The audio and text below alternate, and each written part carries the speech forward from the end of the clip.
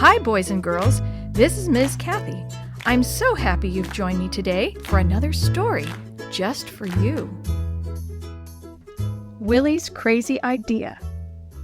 Willie Taylor stared out the van window as his dad drove into the church parking lot. He looked around some more as he rolled across the parking lot. He was frowning by the time he reached the door.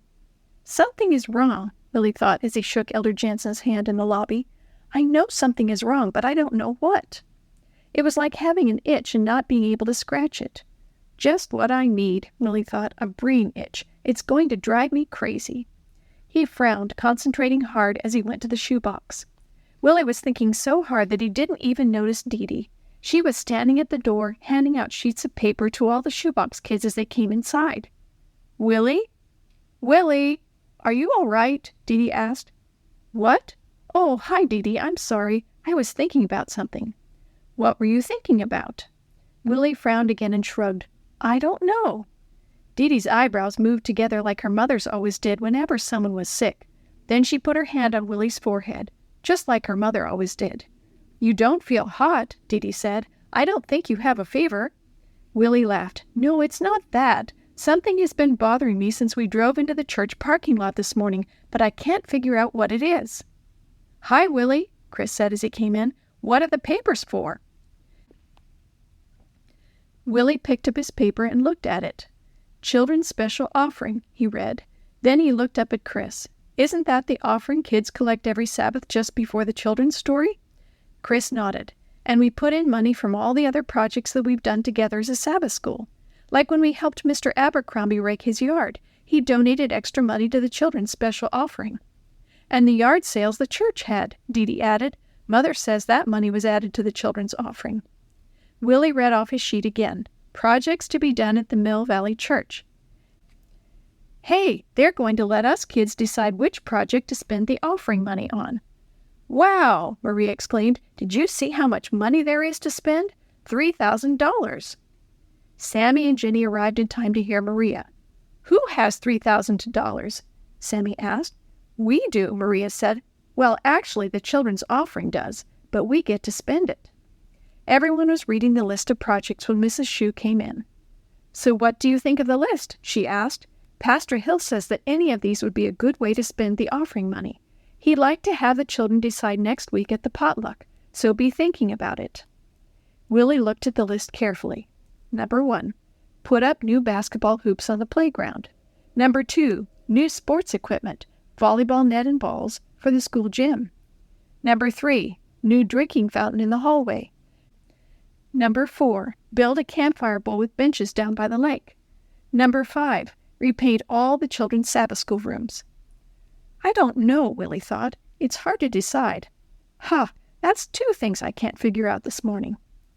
Mrs. Shue interrupted his thinking. Our lesson today is about the first church God gave his people. He taught them how to build a beautiful building, but what was most important was that God met them there. And we go to church today for the same reason. God promises to meet us here. At the end of class, everyone was standing up to leave when Willie shouted, I've got it! You've got what? Jenny asked. If you mean you finally got the answer to the Bible quiz, you're too late. The girls already won. Willie shook his head. No, not that. I finally figured out what was bothering me. It's the church sign. When we drove into the parking lot this morning, I didn't see it. What happened to it? You're right, Chris exclaimed. I didn't see it either. Where is the sign, Mrs. Shue? Mrs. Shue frowned. I'm afraid that big windstorm we had last Wednesday blew it down. The posts were rotten. It had been there a long time. Suddenly, Willie's eyes got big and he smiled even bigger. I've got an idea.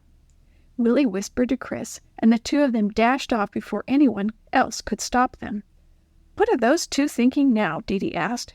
Who knows, Maria said. Something crazy. Chris and Willie were talking to Chris's dad. So we thought, what if we could get a new sign built, but one that wouldn't rot or fall down, like the one at your office? Mr. Vargas thought for a second. Mr. Elgin makes those kind of etched stone signs, and they're very expensive. I don't think you could afford it. But we could ask him, Chris argued. Maybe if he knows it's for a church, he'll do it. The next week at the potluck, Pastor Hill said, we've asked the kids to decide how their offering money should be spent. I've asked Willie and Chris to come up and tell us which of the projects the children chose. Chris spoke first. We've talked to all the kids, and I'm sorry to inform you that we choose not to do any of the projects on your list, Pastor Hill.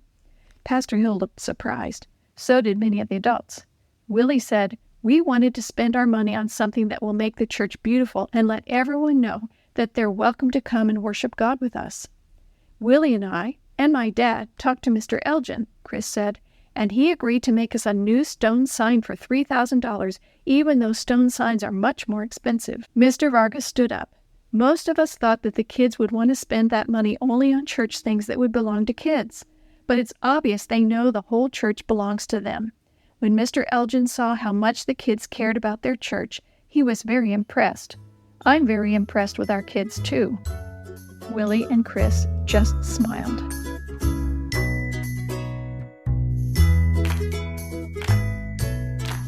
The story you have heard today is from the Shoebox Kids Bible Stories, written by Jerry D. Thomas and used with permission from the Pacific Press Publishing Association.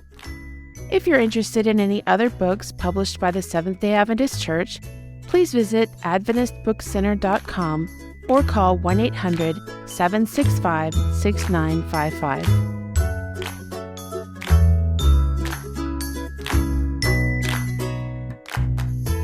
This podcast is a production of the Carolina Conference of the Seventh-day Adventist Church.